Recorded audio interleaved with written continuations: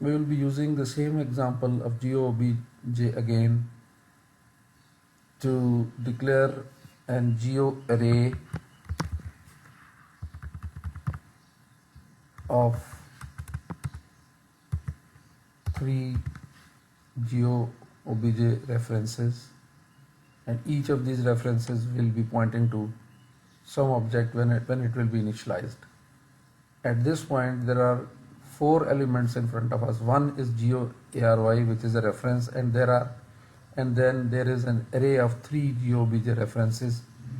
GeoArray is pointing to the array of GeoObj references, and each of the GeoObj references will be pointing to some object later on. For example, if I write GeoARY 0 is equal to GeoObj and I place a bracket in front of it,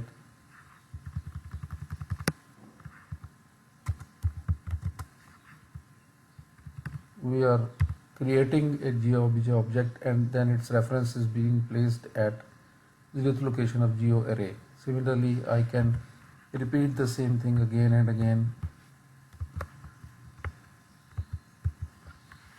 GeoArray 1 and GeoArray 2. So what I am doing is I am initializing all the 3 elements of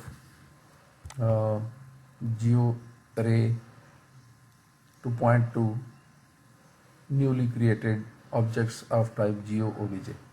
So there is no difficulty in it. In this way, I have created GeoArray as an array of 3 elements, each of which is pointing to one object of GeoObj type.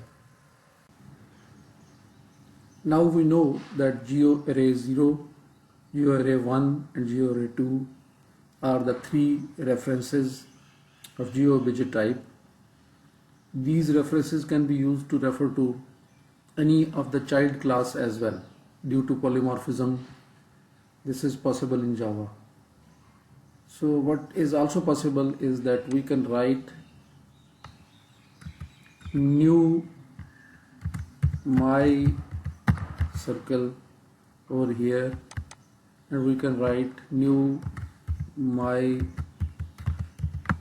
rectangle over here, and you see there is no error because GeoARY 1 is a reference to GeoObj type object and my circle is the child of GeoObj, so this assignment is possible. This reference can refer to a child of GeoObj as well.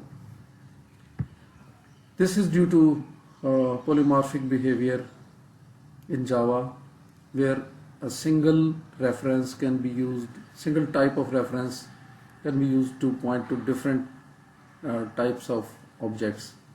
GeoRY can only point to my circle if my circle has been inherited from GeoObj class.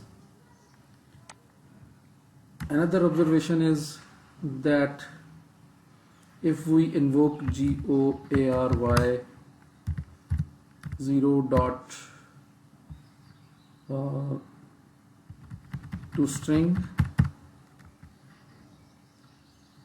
and we print this string using sout,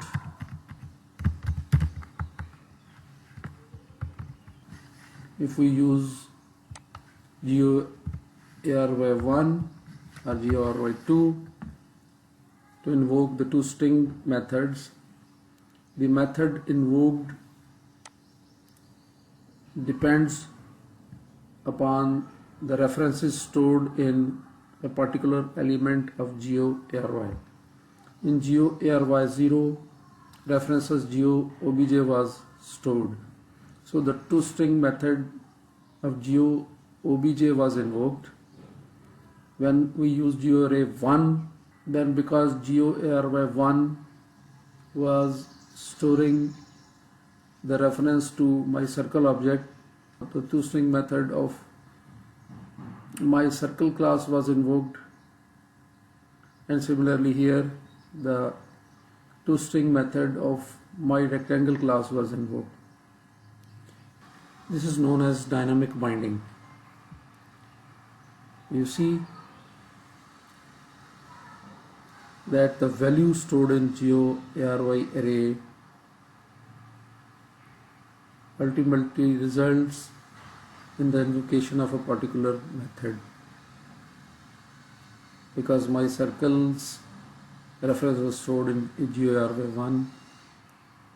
So the toString method of my circle was invoked, and here toString method of my rectangle was invoked because reference of my rectangle type object was stored in GeoARY2.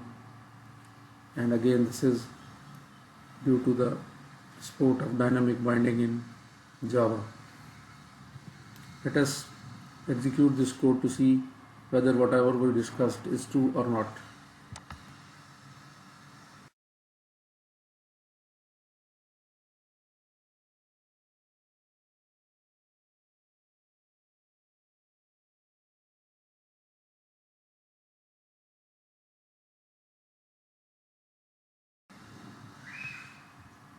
So this is the result of the three print statements over here. The first print statement printed this is GeoObj object, the second print statement printed this is my circle object, and third print statement printed I am a rectangle object due to dynamic binding.